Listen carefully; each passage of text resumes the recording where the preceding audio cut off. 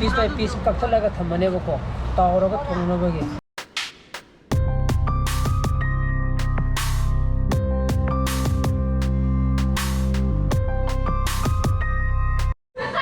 yamna kan thok sarano. Good morning guys, welcome back to my channel. Main mungai be na khali masi Monday adu haying degi di metric ka hawduni na chumra sa tai ma degi ra khangdi ai oiram gane bako chanu pagi school ju pitambra school ju chuti thai ba magi ngasi ga hayeng ga aidi mogi do center ta bane bako board exam gi ngasi ga hayeng ga tar kaino nang hai dai kyan ta de ngasi ga hayeng chuti thai hai jaina hayeng tari manga ji sida metric ka horam gane ba hanga ba ngasi mogi roll number na pani khopani khangde torong gane ba adugi chuti tha boram gane ba ina haje tawre hayeng sima pekha tawre hayeng ji ka tangno meti pekha sa ate meti pekha di ado mogi school gi matungine di hayeng katang chuti piri ba hanga ba makhan notice tholak tri ba aduni da hainai je aduna du oire aduga ngasi aku school da koi ozani retire to gi ko moi ani gi aidi farewell party le ba school da lunch ne adu ma chatlaga yauro ni charo ni aduna ibani pulap chamina gane ko mahana upestan thada biro ni lawi chala nga ta ai school dum chatlane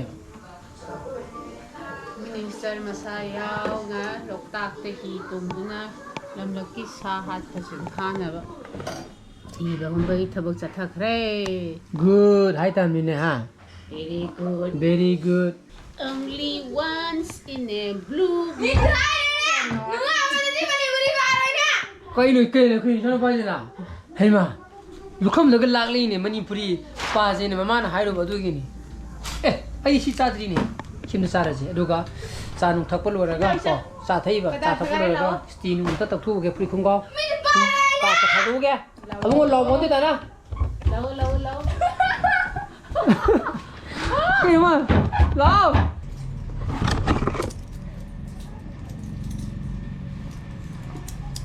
Tara ba aduna ibani lora sasia nang lora ba ai di lora come on let's go abongo bye bye bye buku to cha ka tho ko tabra ko du tum to le no ma tho manam tan ban gi aku mi de masa dum ka gra bo ka gi ba khang de ai ni som da ngai ri ma me o me chimta kare ya ba friend chak chamino ko amaje patati ta ma leone ba hamra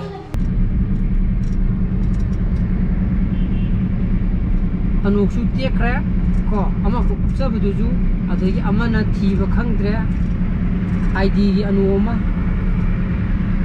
adu tang ne du ma thi ba khangdre adan anu ma di chengre ba ko Vincent kita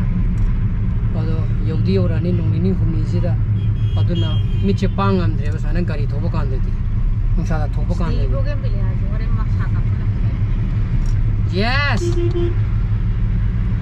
blog da ha pa ye ko dia natra kaida si apa ki char nga ta ni se thare program bile ha me natra ado miche ai di anu ma yaw di ya de di ko sana suktu ga ba miche ya de nongini humni di yogra ni anu ben chak to ga idum hai jalo bro kamo kamai to ba na siang ai ko yam main road ta chak ki kamai to ji ge chini chilam ngani main road se samjang ga sonom do ina keno ki jam doi tal le o bris mo khagi jam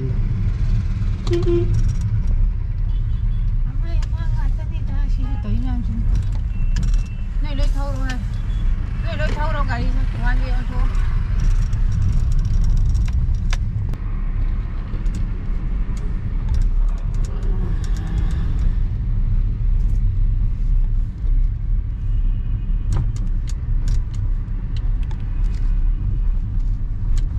มีแก่หลักนาดรีด้โอ้หลักที่หลังเนี่ยบางบุญจะทวงเองบอกบางบุญนะไม่ใช่นะโฟโต้อุรามนี่ถ้าคุยกรุ๊ปจะท่ากันละกูแต่บอกทวงกับบางบุญนะช่วยจนนี่คำใจแต่เสียทวงเลยแต่มีหลังนาดรีปุ่งตราดิใครเป็นดู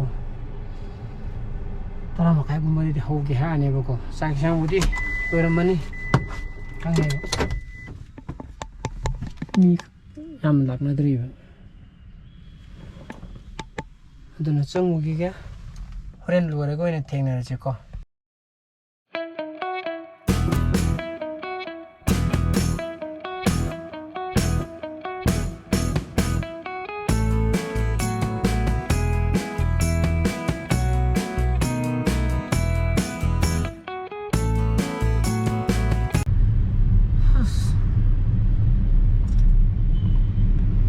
function รวยเลยใช่ยังใช่ยังจะพัฒนาหอเลยสาริงยาวไปบุกสาริงจุยาวเลยดีงาที่ก็ทุ่งจุยาวเลย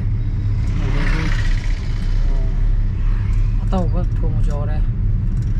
ดุมยำพัฒนาตัวเลยไปที่ซ่านะไปที่ตัวสาริงจุดดุมปีนจุดดุมจ่าเลยบุกแล้วดุมไปที่คาเฟ่อันนี้หุ่นก็ดุมหาบนะเอาเรื่องหอบเลยaduga hayeng di muk tarik manga meke peka khobunu minne adugi akoigi exam duty ju pire ai hayeng hoboga tare bako morning da board ki adune board ki 10 ki exam ju 11 ki exam ju adigi 12 ki exam ju loina muk duty amu ni long pire punna limit taruk ni tare exam duty ju pung ani ju hele aduna ai thaba te chalo raka ai ni dum lawra ko dum dare yum dum haida ga ne ko yu jara ba kai ge eh mai la pokui de pung mari tara ji de yu ja thodana ai ge aloe vera lu ra bane loira rang ki log tre ne ka ko dum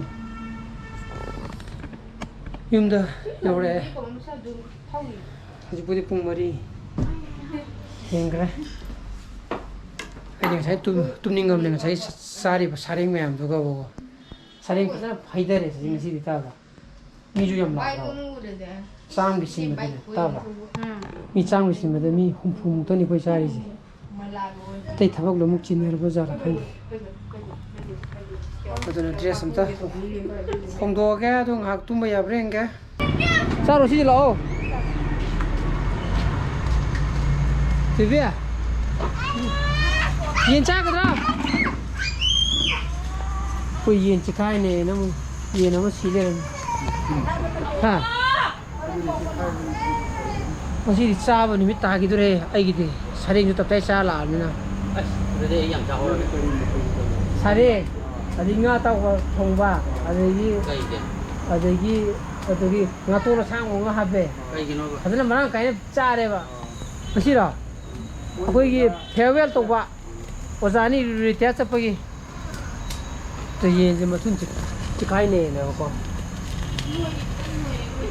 ha yin noi re maru ko ya da nang sai maru mu koi ne to ida ani koi an lo nang chao lo nang ni ne he tra bu ga ke ga si abu ko makhong to pan ni to nga ai da tôi sẽ tôi thổi miếng phăng gì chứ, xin mà cái làm thế là tàu vẫn thế mà tàu juga ni chứ. Ya, apa sekundat siapa ya? Apa mau tanya? Apa nggak mau kau tuh pelaga? Kau kan iko? Ye, kenapa mana yang dia roh ye? Mana tàu juga ni, jadi aku thổi miếng. Cái này cô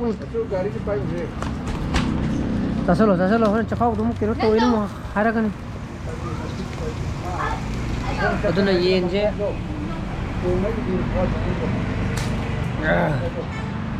choli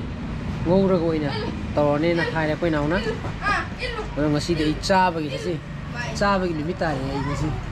ta je ma ku lo ro nga ju ko nang lai ka ta pa thu ro ko mu cha ge ha ni ha pe du ba ge tôi nga chỉ mà khu khổ kia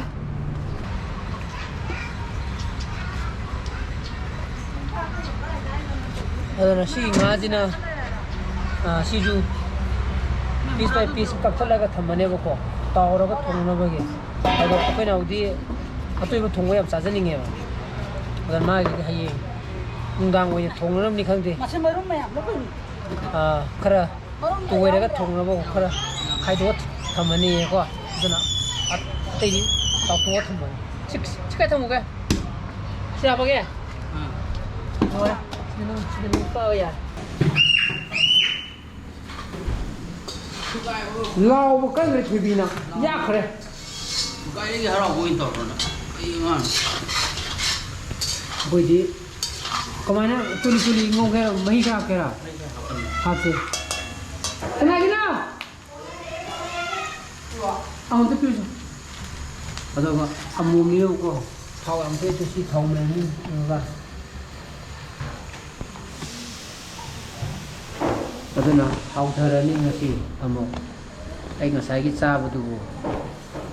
ꯄꯨꯛ ꯄꯤꯛ ꯊꯟꯒꯠꯂꯤꯕꯀꯣ ꯑꯗꯨ ꯑꯣꯏꯕꯒꯤ ꯑꯗꯨꯝ ꯆꯥꯁꯜꯂꯅꯤ ꯎꯄꯥꯏ ꯂꯩꯇꯦ ꯉꯔꯥꯡꯗꯒꯤꯗꯤ ꯌꯦꯟ ꯆꯥꯅꯤꯡ ꯂꯩꯕꯅꯦꯕ ꯍꯥꯏꯗꯤ ꯕꯣꯏꯂꯔꯗꯤ ꯆꯥꯅꯤꯡꯗꯕ ꯃꯩꯇꯩ ꯌꯦꯟꯒꯨꯝꯕ ꯑꯗꯩ ꯀꯣꯏꯂꯔꯒꯨꯝꯕ ꯆꯥꯅꯤꯡꯕꯅꯦꯕ ꯑꯗꯨꯒ ꯂꯥꯏꯕꯛ ꯐꯕ ꯍꯥꯏꯔꯒ ꯂꯥꯏꯕꯛ ꯊꯤꯒꯥꯏꯔꯒ ꯑꯩꯈꯣꯏ ꯌꯦꯟ ꯆꯤꯛꯇꯅꯕꯗꯒꯤ ꯌꯦꯟ ꯑꯃ ꯁꯤ ꯂꯩꯔꯝꯃꯦ ꯑꯩꯈꯣꯏ ꯃꯊꯛꯇ ꯂꯣꯏꯔꯤꯕ ꯌꯦꯟꯗꯣ ꯑꯗꯨꯅꯦꯕ 시기딩 지금 마망이 스킨제 아둠 우드네바 서우즈 머니지도 우디